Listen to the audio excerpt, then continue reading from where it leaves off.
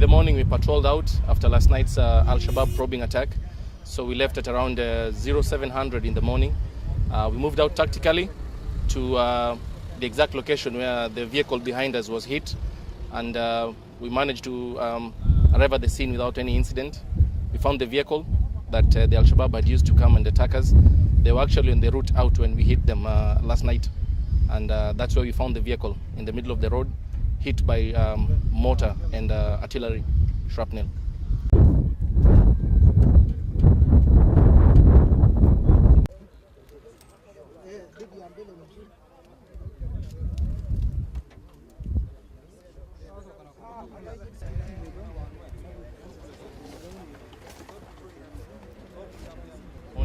These are some of the stuff we recovered from the scene of the attack. If you could look at this, these are some of the shoes that the enemy had worn, and they are full of blood, which is a good indicator that we found quite a number of them. They had such water bottles. This is one of them. We found about 7 of them, and they had blood stains around them. Such a vehicle can carry about 20 to 30 personnel. At the scene, we found a lot of combat uniforms soaked in blood, plus water bottles soaked in blood. And there were drag marks where they dragged the bodies away. Yeah.